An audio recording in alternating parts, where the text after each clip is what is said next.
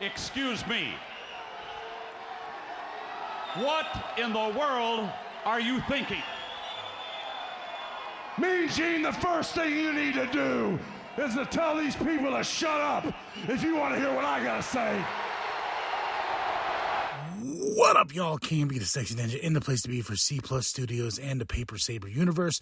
We're talking about Monday Night Raw, April 17th, 2023.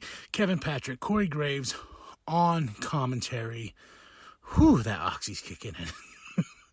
And I only say that because, man, my foot is killing me, but we're here right now for the New World Podcast, brother.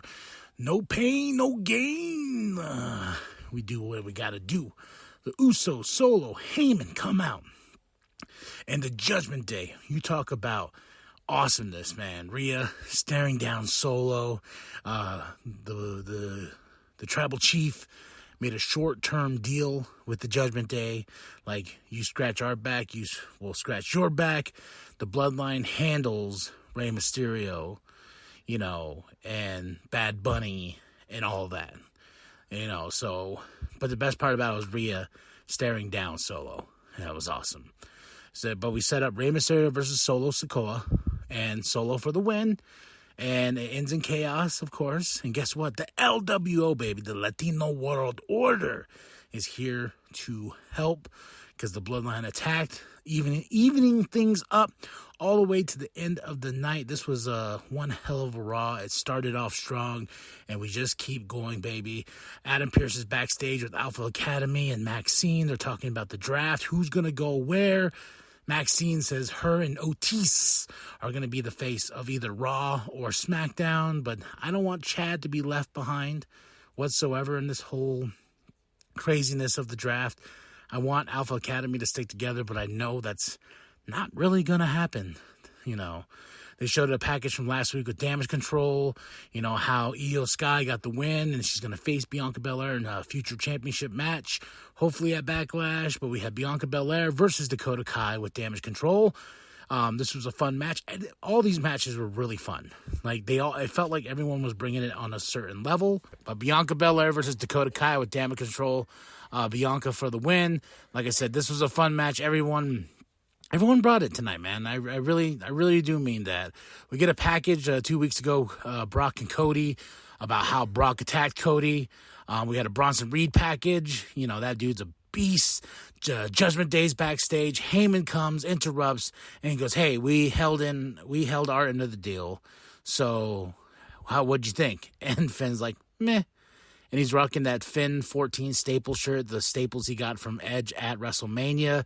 I already see people hating on it. I kind of like it, but it's in a Stone Cold style type text.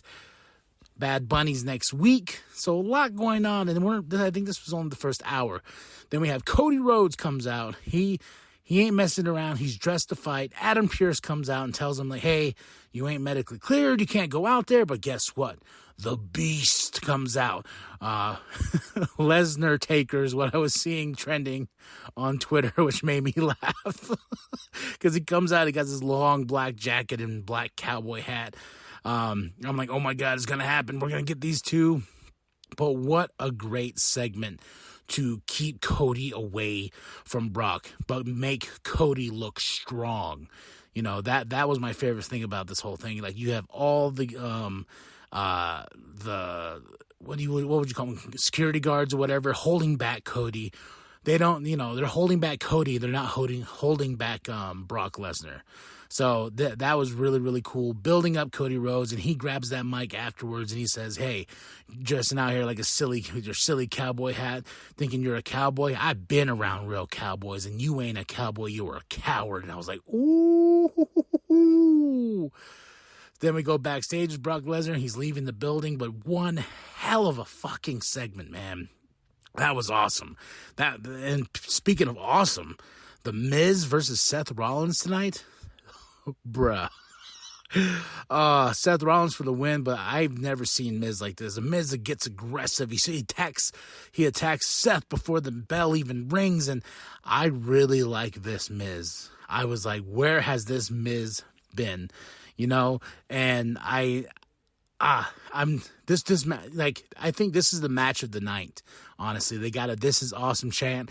There was a few small balls chants and stuff like that. But at one point, towards the end, I feel like the Miz brought it to Seth, and Seth brought it to the Miz, and this being the highlight match of the week, because we don't normally get the Miz getting in a match where he's getting "This is awesome." He's usually screaming, "I'm awesome," but this was awesome. Great match, man.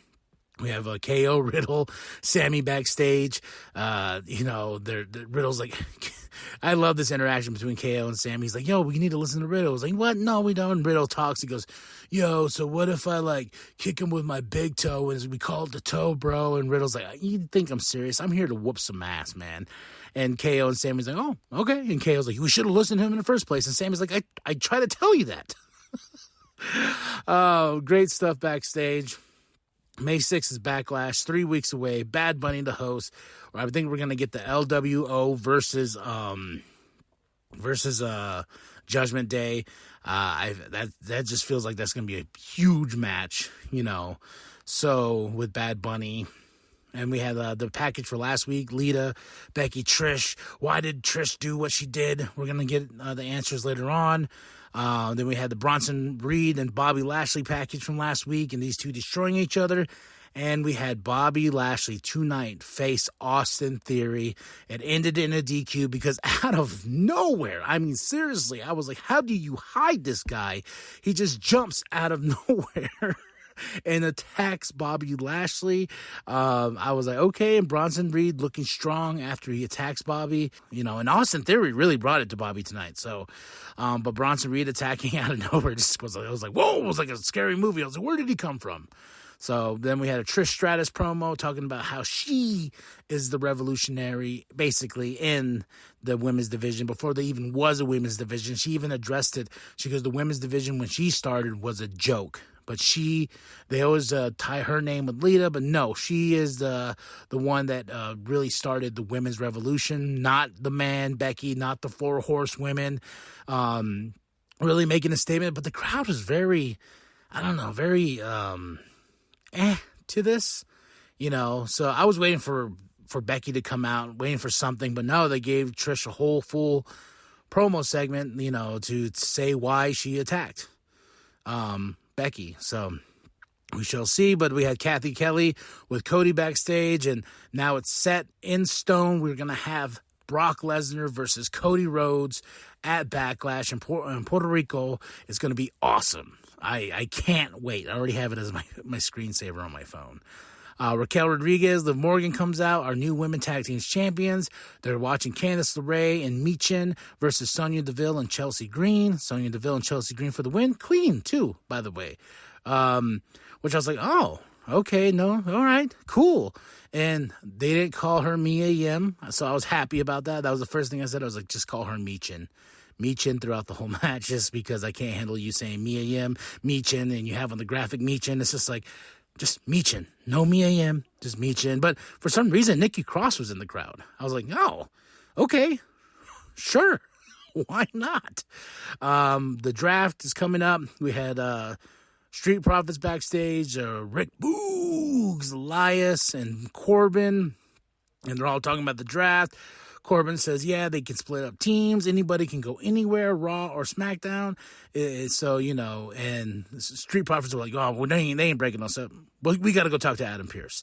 And Tozawa just roasts Corbin. He just tells him, you suck. He walks off. Corbin's like, well, hey. Every time, so this was some good shit, man.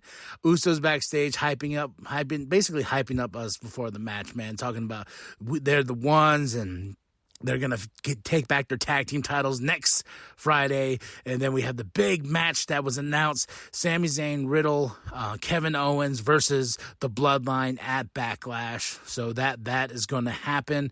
Huge matches going on, and we got a couple confirmed tonight, so I'm excited. But now we get to the main event, the Judgment Day versus Kevin Owens, Matt Riddle, and Sami Zayn.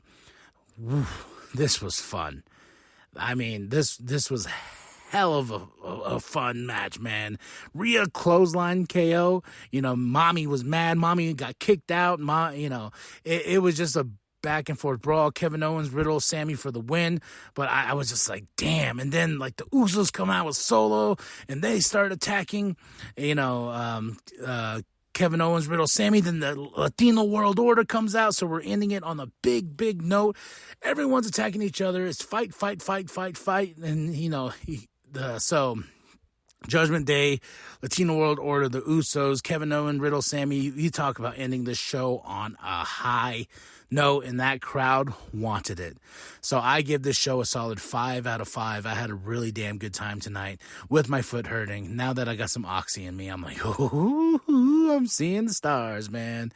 But my foot is propped up. But besides that, I had a good time. Tell me what you thought of the show. Drop those comments below. Hit that like and subscribe. Get yourself some merch from our TeePublic store. That sweet New World Podcast logo created by Penta X and the true sexy ninja mascot that we have here rocking at C Plus Studios.